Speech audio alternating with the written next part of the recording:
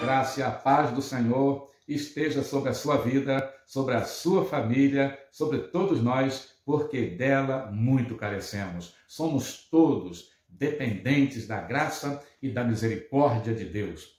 Queremos deixar um abraço especial nesse domingo, 11 de outubro, para as nossas crianças, porque amanhã, dia 12, é o Dia das Crianças. Que Deus abençoe as nossas crianças, que elas possam crescer debaixo da proteção de Deus, livres de todo mal, de toda a corrupção deste mundo, e que o coração das nossas crianças se inclinem para Deus desde a tenra idade, para que venham ser pessoas plenamente felizes e realizadas em Deus. Muito abraço, parabéns, muitas felicidades para você, para as nossas crianças também, para as nossas famílias.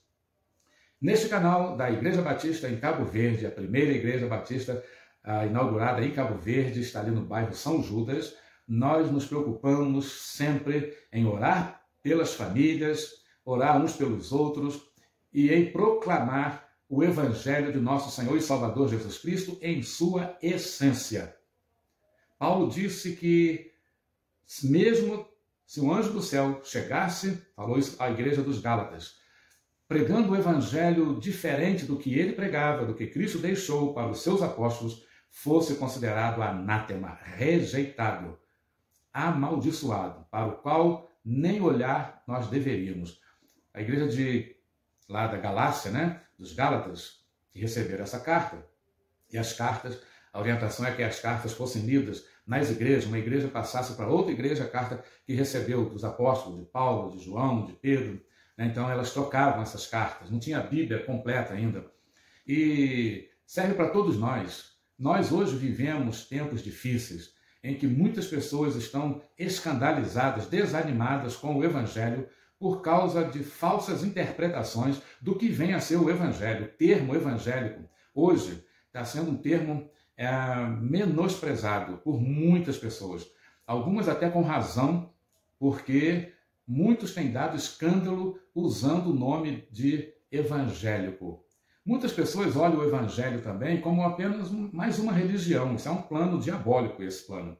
Desde Jesus Cristo, desde quando Jesus foi crucificado e ressuscitou, Satanás colocou em prática um plano seu para negar o evangelho, para negar a obra de redenção de Cristo na cruz do Calvário. Foi inventada ali uma história com os guardas que estavam de plantão, ali no túmulo de Jesus, que o corpo de Jesus fora roubado pelos seus discípulos. Uma historinha da carochinha, pior do que uma historinha da carochinha, porque soldado, naquela época, pagava com a própria vida um descuido desse, deixar que discípulos que não eram militares, não eram treinados para a guerra, eram pescadores, eram pessoas comuns, os discípulos chegassem ali e simplesmente roubassem o corpo de Jesus. O que a guarda estava fazendo ali? Uma guarda preparada para isso, treinada para isso.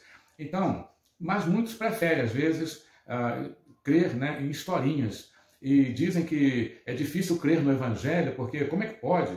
Como é que pode um Deus se fazer carne, habitar entre nós, morrer na cruz pelos nossos pecados? Isso é uma história muito sensacional, muito difícil de se acreditar, e não sei o quê. Eu prefiro acreditar em historinha, Prefiro acreditar em outras historinhas. Então, muitos olham o Evangelho como que se o Evangelho fosse apenas uma opção religiosa, mais uma dentre muitas. Lembremos-nos que quando Jesus veio inaugurar o seu ministério, aqui na face da terra, inaugurar o reino de Deus, ele disse em Marcos 1,15, é chegado a vós o reino de Deus, arrependei-vos e crede no Evangelho. Não disse é chegado a vós uma nova religião. A Bíblia não prega religião, mas é chegado a vós o reino de Deus, o reino. Arrependei-vos e crede no Evangelho. Nós queremos pensar daqui para frente, por alguns dias, o que é o Evangelho? O chamado eficaz do Evangelho. O chamado eficaz. O que é eficaz? É aquilo que cumpre o propósito de Deus. O chamado do Evangelho é um chamado eficaz. O que é o Evangelho? Para que todos saibamos o que é o Evangelho bíblico, para saber distingui-lo daqueles evangelhos anátemas que estão lotando televisão, mídias, e de várias maneiras, né? Evangelho da prosperidade e outros nomes, né? Vi há poucos dias, essa semana, um líder aí de uma igreja da qual ele é dono, na verdade, uma igreja mais para empresa religiosa, falando sobre a fé, assim, numa conversa íntima. Isso invadiu o meu Facebook como um vírus, né? E eu tratei de tirar aquilo, mas ouvi a pessoa falando sobre fé. Fé é uma revelação.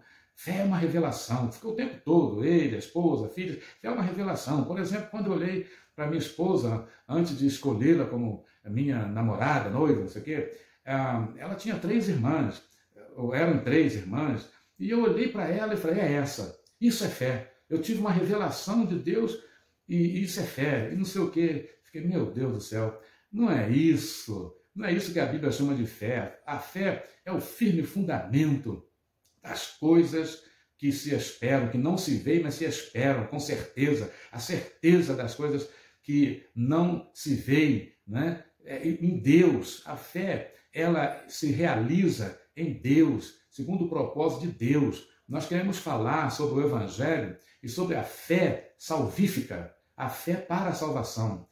Então, o chamado eficaz do Evangelho. Em primeiro lugar, o que é o Evangelho? Né? O que é o Evangelho? Seria o Evangelho uma religião? Já dissemos, não. Jesus não disse, eu vim pregar a vocês uma nova religião, arrependei-vos. Não, ele disse, eu vim trazer a vocês, é chegado a vós o reino de Deus, arrependei-vos e crede no Evangelho. Marcos 1,15. A primeira mensagem proferida pelos lábios de Jesus em seu ministério aqui terreno, né? Então, vamos começar pensando no Evangelho, nesse chamado eficaz, o chamado que realiza, que cumpre o propósito de Deus para a nossa salvação. O Evangelho, as boas novas de Deus para a salvação. Há um velho hino no Inário dos Batistas, o inário mais antigo, chamado O Cantor Cristão, o hino 188, que diz assim, as novas do Evangelho já se fez ouvir aqui. Boas novas tão alegres, elas são para quem ouvir. Quem quiser ouvir, né? Porque Jesus sempre terminava os seus sermões dizendo, quem tem ouvidos, ouça, né? As suas cartas lá, no Apocalipse, as 7 cartas, 7 igrejas. Quem tem ouvido para ouvir, ouça.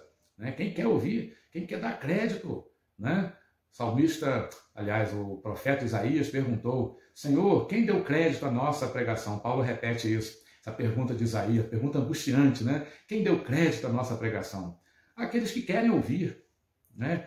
A mensagem do Evangelho, o chamado do Evangelho, as boas novas da salvação em Cristo Jesus, pela graça de Deus. Então, olha o que Paulo fala. Aos que predestinou, a esses também chamou. E aos que chamou, a esses também justificou. Justificou da culpa, da condenação. Então foi justificado, diz Paulo aos Romanos capítulo 5. Justificados, pois pela fé, temos paz com Deus. Por meio de quem? Da religião? Das boas obras? Também não. Do merecimento de cada pessoa? Também não. Justificados, pois pela fé, temos paz com Deus por intermédio, por meio de nosso Senhor Jesus Cristo. Ele é o único mediador entre o ser humano caído no pecado, condenado pelo pecado, Romanos 3, 23, né?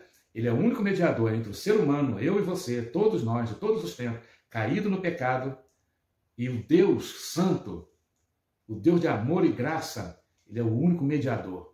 Ele media, ele toma a mão daquele pecador que se arrepende, que ouve esse chamado do Evangelho, e arrependido, nele crê, ele pega na mão e reconcilia, pega na mão de Deus, né? Sendo ele Deus encarnado, né?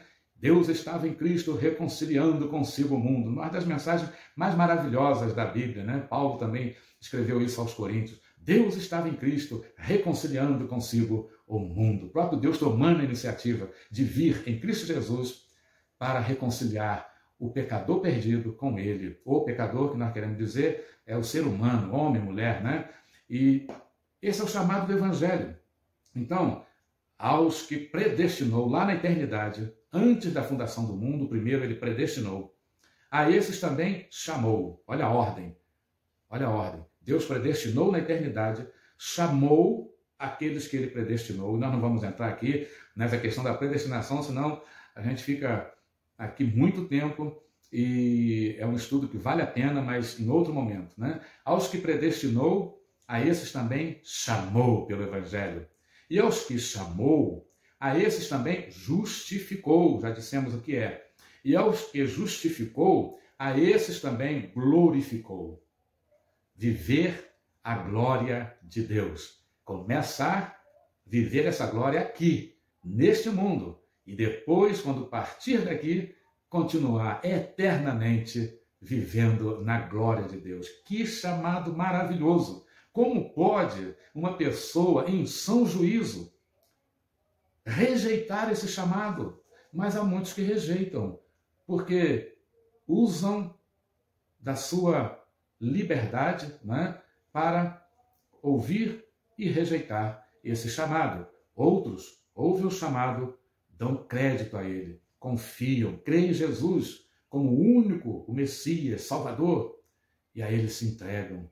Então, esses são salvos, né? Então, esse propósito de Deus é realizado. Está em Romanos, capítulo 8, versículo 30. Isso que nós acabamos de ler. Aos que predestinou, a esses também chamou. E aos que chamou, a esses também justificou. E aos que justificou, a esses também glorificou. Romanos 8, 30. Então, Paulo está colocando aqui a ordem exata na qual as bênçãos da salvação chegam até nós. Tá? Essa é a ordem. Lá na eternidade, Deus predestinou. Depois, no tempo devido, quando Jesus vem, na nossa existência, né? Jesus entra na nossa história. Então, ele chamou pelo Evangelho e continua chamando. Enquanto Jesus não voltar, esse Evangelho está sendo proclamado, né? E o chamado está sendo feito. Você está ouvindo, é a primeira vez que você está ouvindo o Evangelho? Você está sendo chamado agora. E olha, quando a Bíblia chama, a Bíblia diz isso, que o chamado tem que ser respondido, tá? Você tem que responder, tomar uma posição, não pode ficar neutro. Deus está chamando você para a sua glória, para a salvação, chamando pelo Evangelho. Não é um chamado para mudança de religião. Se você se tornou evangélico pensando que estava apenas mudando de religião, você está numa posição perigosíssima, porque nenhuma religião pode religar o ser humano perdido no pecado ao Deus Santo, Todo-Poderoso. Nenhuma religião. Mesmo se alguém disser, mas é a religião evangélica que eu pertenço. Não, ela não liga. Nenhuma igreja, tem um nome que for evangélica, católica, qualquer nome, não religa o homem a Deus, apesar de que a palavra religião em latim é religare, né? Mas não religa. Jesus Cristo é o único mediador entre Deus e os homens. E é ele quem chamou. Ele chamou, vinde a mim. Ele disse, vinde a religião que eu vou criar. Vinde a religião tal. Vinde a mim, disse ele. Eu vou aliviar vocês. E aquele que crê em mim tem a vida eterna. Então, é um chamado para a vida eterna, para a salvação em Cristo Jesus, o Evangelho. Então, esse é o processo, a predestinação na eternidade, antes da fundação do mundo, chamado pelo Evangelho. Os que atendem ao chamado são justificados por Deus, livres da condenação, da culpa, justificados, e são glorificados por Deus. Que coisa maravilhosa, né? Por que esse chamado é eficaz? Por que o chamado do Evangelho é eficaz? Quando Paulo diz isso, que nós acabamos de ler em Romanos 8:30, indica que esse chamado é um ato de Deus, por isso que ele é eficaz. Deus é todo poderoso. Se o chamado é dele, é um ato dele, vai cumprir o seu propósito.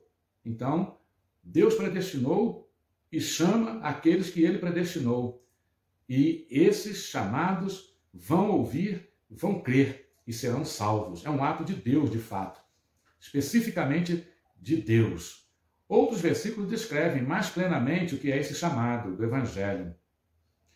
Pedro, em sua primeira carta do apóstolo Pedro, capítulo 2, versículo 9, ele diz que nós somos chamados, o chamado do Evangelho, vamos colocar assim, né? O chamado do Evangelho é um chamado das trevas para a maravilhosa luz de Deus.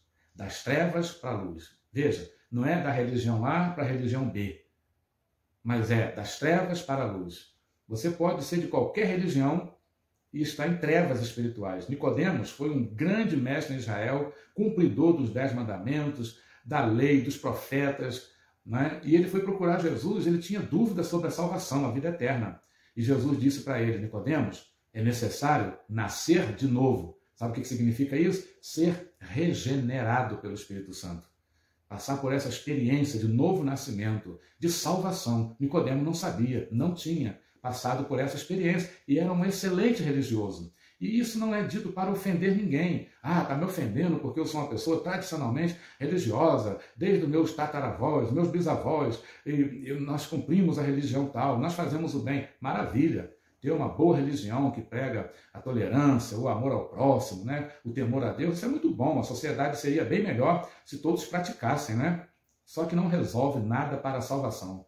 Não ajuda. Jesus não disse a Nicodemos, olha, Nicodemos, você já está meio caminho andado, ou você já andou aí 80%, 90%, porque você já cumpre toda a lei, não é? Então, vamos dar uns ajustes aqui, fazer uma atualização aqui, né? Igual quando a gente pega um computador já bem antigo, há poucos dias tive que fazer isso no meu, quando começou aí, quando começaram as aulas online, tive que levar um técnico para atualizar, porque tinha coisa de 2011, então fazer uma atualização. Então Jesus não falou isso para Nicodemos, não, vamos dar uma atualizada aí na sua religião e melhorar aqui e ali e tal, e tá tudo bem. Não, você tem que nascer de novo, você que é bom, você que é religioso, tem que nascer de novo, Nicodemos. Isso é a mensagem para mim, é para você, para todos nós.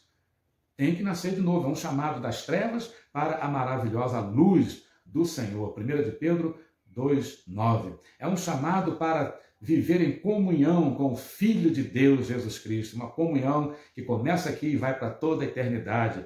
1 Coríntios 1,9. Esse chamado.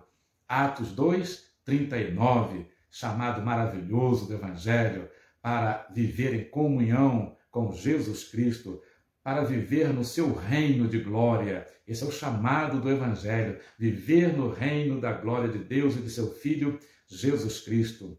Primeira carta de Paulo aos Tessalonicenses, capítulo 2, 12, 1 de Pedro 5, 10 também, e 2 de Pedro 1, 3. São vários versículos de referência. Nós não lemos aqui todos, porque o nosso tempo já está estourado, né? Não vai estourar já, está estourado. Nós vamos ficar por aqui, mas depois nós vamos continuar pensando quais são os elementos desse chamado do Evangelho. No próximo vídeo será continuando, né, sobre o chamado eficaz do Evangelho.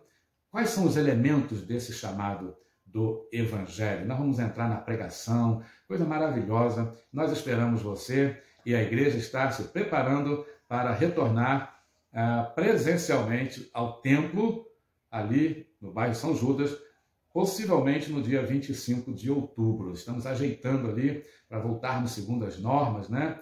E de higiene, de precaução, mas aguardamos você. Mas enquanto não chegamos lá, aguardamos você aqui e temos um grande prazer em receber você aqui em nosso canal. Mais uma vez, que Deus abençoe você, abençoe a sua família, abençoe a todos nós, porque todos somos dependentes da graça e da misericórdia de Deus. Amém.